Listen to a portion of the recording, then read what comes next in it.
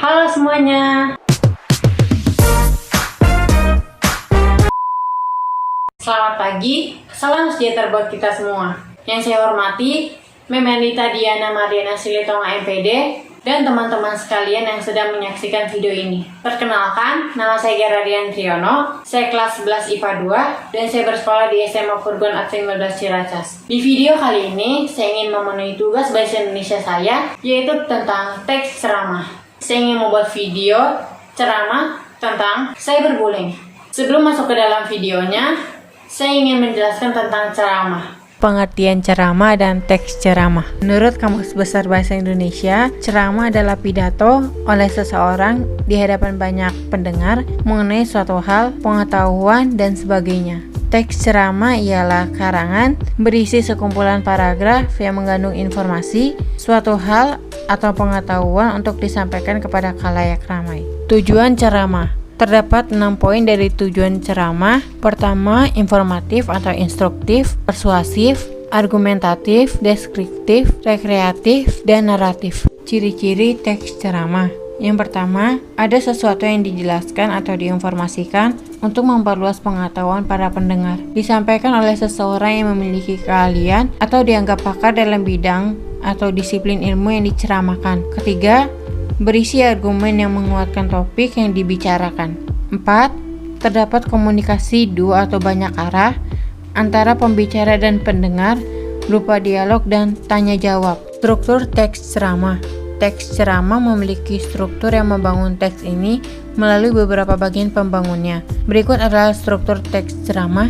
Pertama, pembuka atau tesis. Kedua, isi atau rangkaian argumen. 3. Penutup atau penegasan kembali. Shalom, selamat pagi, salam sejahtera buat kita semua. Pertama-tama, marilah kita panjatkan puji dan syukur kepada Tuhan Yang Maha Esa, karena kita masih diberikan nafas kehidupan, sehingga kita dalam keadaan sehat, tanpa kekurangan suatu apapun pada hari ini. Yang kedua, terima kasih juga saya ucapkan kepada Memelita Diana Mariana Silitonga MPD, selaku guru bahasa Indonesia saya, di SMA Purgon Advent 15 Ciracas, dan teman-teman saya yang memberikan kesempatan untuk saya dalam menyampaikan pidato saya tentang cyberbullying. Teman-teman sekalian, sebelum saya menyampaikan masalah ini, ada baiknya kita mengerti dulu apa itu cyberbullying. Mungkin masih banyak teman-teman yang belum tahu apakah arti cyberbullying itu, atau masih bisa dikatakan kurang familiar didengar dan masih asing oleh telinga kita. Atau mungkin banyak teman-teman yang sudah mengerti apa itu cyberbullying.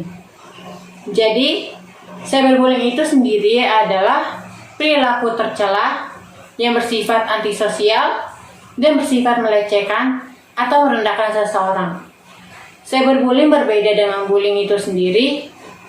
Perbedaannya adalah cyberbullying merupakan perilaku antisosial yang melecehkan melalui perkataan, sedangkan bullying adalah perilaku antisosial melalui kekerasan fisik. Kita semua pasti pernah mendengar ungkapan tentang mulutmu adalah harimaumu, bukan? Hal itu merupakan hal yang cocok untuk dipakai cyberbullying sendiri. Sekarang ini, cyberbullying telah menjadi hal lumrah yang sering terjadi di sosial media. Tahukah kamu bahwa cyberbullying memiliki banyak dampak negatif bagi si korban? Meski terkadang kita menganggap itu hanya sebagai bahan candaan, akan tetapi dampaknya bisa sangat berpengaruh terhadap kondisi si korban, bahkan hingga beranjak dewasa. Perilaku seperti ini kebanyakan menimpa anak-anak atau remaja, baik dilakukan secara langsung maupun tidak langsung. Contohnya seperti di media sosial atau sejenisnya yang bertujuan untuk mengganggu, mempermalukan, dan mengintimidasi seseorang. Berikutnya, bentuk macam-macam, misalnya seperti menyebarluaskan isu yang palsu, memposting foto-foto memalukan si korban, ancaman, hingga berujung tindakan kekerasan. Cyberbullying dapat menyebabkan stres dan depresi, serta menurunnya rasa percaya diri dan semangat. Bahkan, di tingkat yang lebih serius, banyak juga kasus yang menyebabkan percobaan bunuh diri bagi para korban. Nah, sekarang teman-teman yang masih asing atau belum pernah dengar kata cyberbullying ini, jadi tahu apa itu cyberbullying kan? Terkadang tanpa pernah kita sadari, mungkin teman-teman semua pernah melakukan cyberbullying. Meskipun hanya bermaksud untuk lucu-lucuan dan tanpa kita sadari, walaupun kita tidak bermaksud untuk melecehkan, hal itu telah menyinggung dan menyakiti perasaannya apabila tidak sesuai dengannya. Korban cyberbullying bisa menjadi marah dan mungkin saja bisa mempunyai niat untuk balas dendam. Sehingga awal mulanya hanya sebuah masalah sepele, malah berakhir dengan pertengkaran. Teman-teman yang saya banggakan, saya mempunyai beberapa tips untuk mencegah tindakan cyberbullying yang mungkin di antara teman-teman semua pernah menjadi korban cyberbullying atau yang belum pernah mengalaminya. Pertama, jangan respon para perilaku pembuli. Kita harus sabar dan jangan sampai kita terbawa emosi. Jika sampai terbawa emosi, akan timbul pertengkaran. Kedua, berpikir positif apabila mengalami aksi cyberbullying. 3. Jangan membalas aksi pelaku. Membalas apa yang dilakukan pelaku terhadap Anda akan ikut juga menjadikan Anda sebagai pelaku dan malah semakin menyebarluaskan perilaku ini. Yang keempat dan yang paling penting adalah selalu bersikap sopan dimanapun.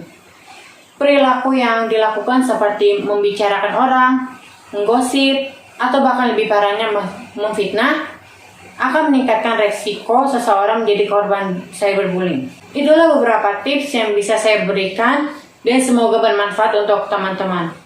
Jadi kesimpulannya, cyberbullying merupakan salah satu perilaku yang sedang tren atau sering dialami oleh para remaja, khususnya di kalangan SMA.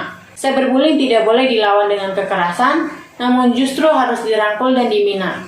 Untuk itu, saya menghimbau kepada teman-teman semua untuk dapat mengurangi atau dapat menanggulangi aksi ini. Yang pasti, kita tidak boleh menghina dan mengumbar aib atau kekurangan seseorang. Dan semoga kita dapat menjadi penerus bangsa yang dapat merubah perilaku-perilaku tercela yang masih menjadi kasus di Indonesia dan merubah Indonesia menjadi lebih baik lagi ke depannya. Maka dari itu, mari hilangkan kebiasaan buruk yang tanpa sadar sering terjadi ini. Diharapkan kita dapat menghindari cyberbullying. Jika kita melihat hal ini terjadi, maka hentikan itu. Ingatkan pelaku untuk tidak melakukannya lagi. Kita juga harus merangkul teman kita yang menjadi korban bully dan menyemangatinya agar tidak terjadi hal-hal buruk. Sebelum mengakhiri pidato saya ingin menyampaikan bahwa jadilah teman yang jempolan. Bila kamu ingin mempunyai teman yang bisa dipercaya, menghargai dirimu, menyemangati dan setia, maka mulailah dari dirimu sendiri. Jadilah sosok yang kamu harapkan ada di diri seorang teman. Maka seseorang di luar sana akan menemukanmu dan memanggilmu kawan. Demikian pidato saya. Apabila ada kesalahan, mohon dimaafkan. Semoga apa yang saya sampaikan dapat menjadi refleksi diri dan dapat bermanfaat bagi kita semua. Stop melakukan cyberbullying. Shalom.